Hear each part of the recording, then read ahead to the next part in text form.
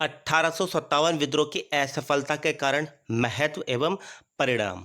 दोस्तों, आज का ये हमारा टॉपिक है। हम इस टॉपिक में देखेंगे कि ऐसे कौन से कारण रहे जिससे 1857 का विद्रोह असफल रहा। असफल रहा तो उसके महत्व क्या पड़े और उसका रिजल्ट क्या निकल कर आया। ये सारा टॉपिक हम इसमें, ये सारी चीज़ें इसी टॉपिक में देखेंगे।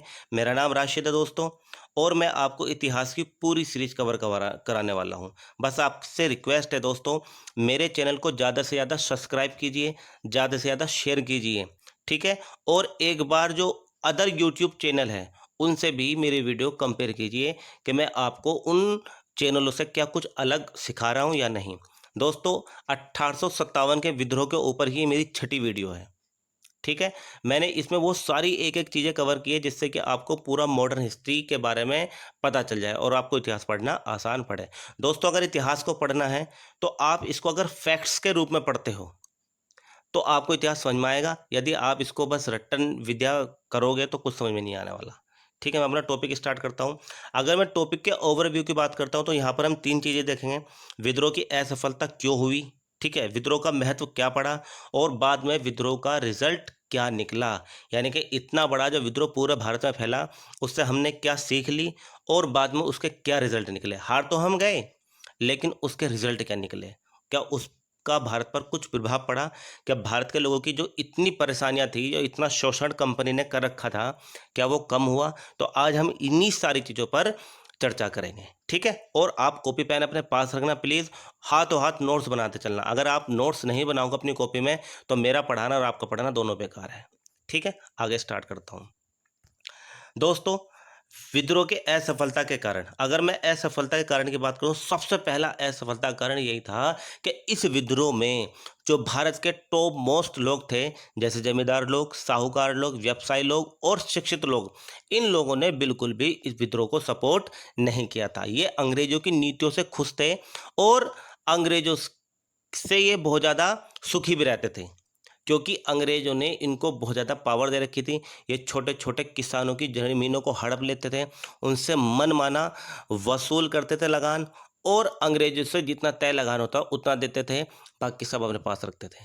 तो कहीं न कहीं अंग्रेज़ों की नीतियों से खुश थे। और एक कारण ये भी था कि यहाँ पर जो साहूकार लोग थे, व्यवसायी लोग थे और शिक्षित लोग थे, यही लोग धीरे-धीरे, धीरे-धीरे छोटे किसानों की ज़मीन हड़प कर बड़े ज़मींदार बनना शुरू हो गए थे।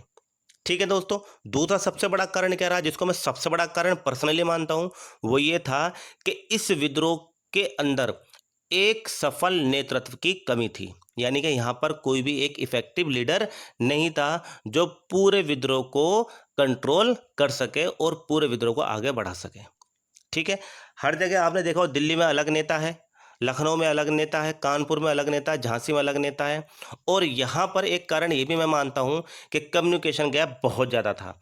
मान के चलो, अगर कानपुर में नाना साहेब और तात्या तोपे विद्रोह कर रहे हैं, तो उनको अगर सपोर्ट की जरूरत पड़ती थी तो उनकी बात दूसरे प्रांतों तक नहीं पहुंच पाती थी। पहुंचती भी थी तो बहुत दिनों बाद, जब विद्रोह को कुचल दिया जाता था। तो यहाँ पर एक सफल नेतृत्व की कमी थी, कम्युनिकेशन गैप बहुत ज़्यादा था और आधुनिक हथियार नहीं थे।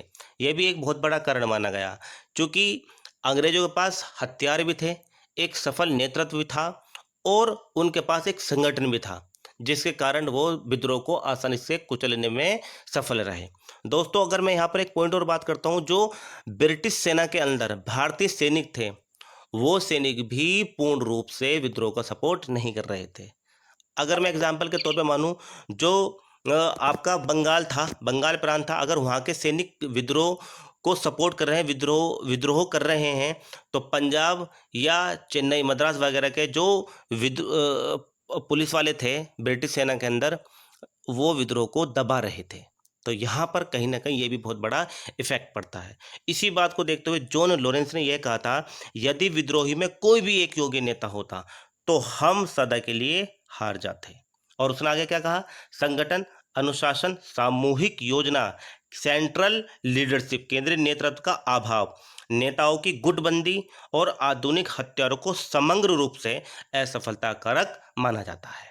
ठीक है, ये सारे कारण थे, इनको अपने दिमाग और दिल में बिठा लेना, यहाँ से बहुत सारे क्वेश्चन आपके बनते हैं। ठीक है दोस्तों, आगे हम देखते हैं विद्रोह का महत्व क्या रहा। दोस्तों, विद्रोह तो हम हार गए, लेकिन उस विद्रोह का महत्व हमारे जीवन पर, हमारे भारत पर क्या पड़ा।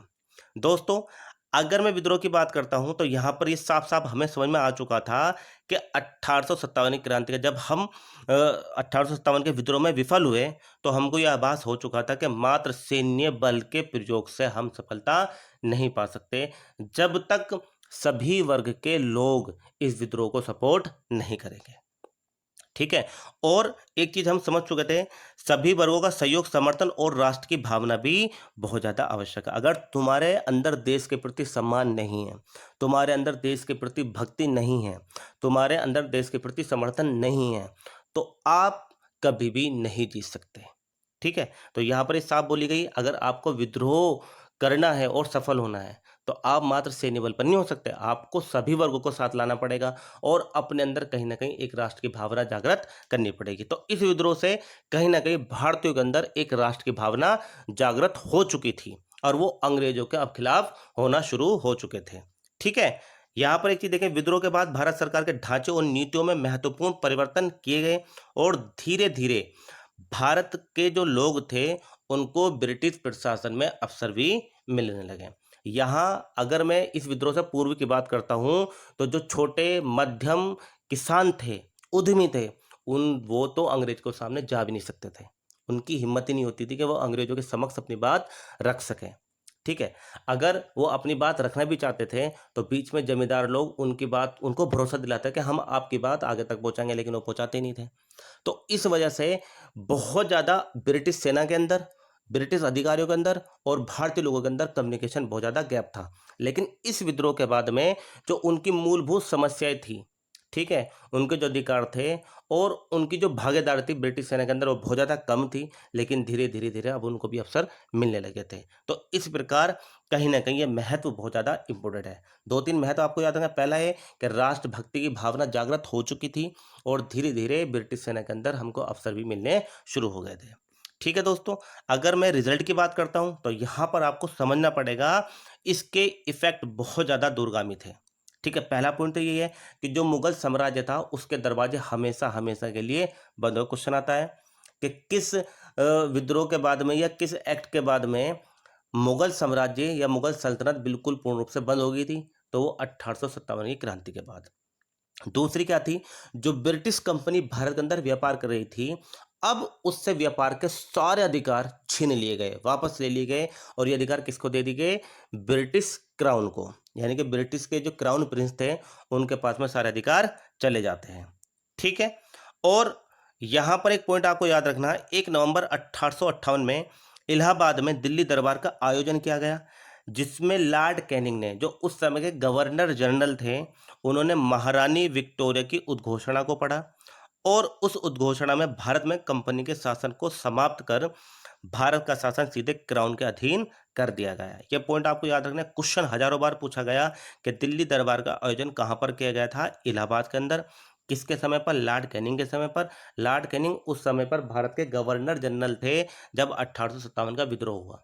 लेकिन इसी विद्रोह के बाद में गवर्नर जनरल का पद खत्म कर दिया गया और गवर्नर जनरल की जगह वायसराय नामक एक नया पद आ गया था, और जो कि लॉर्ड कैनिंग जो थे वो भारत के प्रथम वायसराय और अंतिम गवर्नर जनरल थे। ये पॉइंट आपको याद रखना है।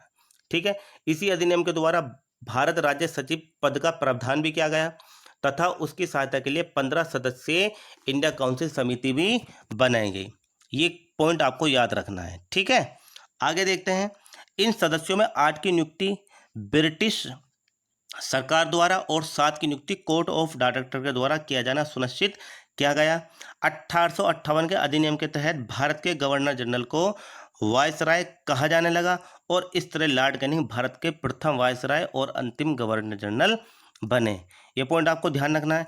एक पॉइंट और आपको याद रखना है, ब्रिटिश साम्राज्य विस्तार पर रोक लगा दी गई। यानी कि यहाँ पर आपने, अगर आप मेरी लास्ट वाली सारी पहली वाली वीडियो देखोगे तो उसमें मैंने ये सब चीज़ें खोल खोल के पढ़ाई है। ठीक है। भारत के अंदर ब्रिटिश साम्राज्य ने, ब्रिटिश जो साम्राज्य था उसका बहुत ज़्यादा विस्तार होने लगा था। वो विस्तार कैसे हो रहा था, जो मजदूर थे, किसान थे, जमींदार लोग थे, उनका खून चूस चूस कर, ठीक है, उनकी ज़मीनों को हड़प कर करके, और वो बहुत ज़्यादा दुखी हो गए। तो इन लोगों ने अपने साम्राज्य विस्तार पर रोक लगा दी, धार्मिक मामलों में हस्तक्षेप करना बंद कर दिया।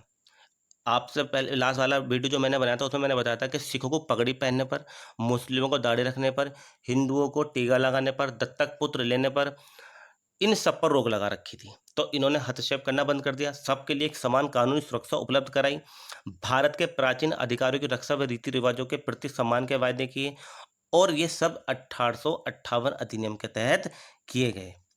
ठीक है दोस्तों, तो ये इसका रिजल्ट रहा। आप लोगों को अगर अच्छा लगा तो प्लीज़ आप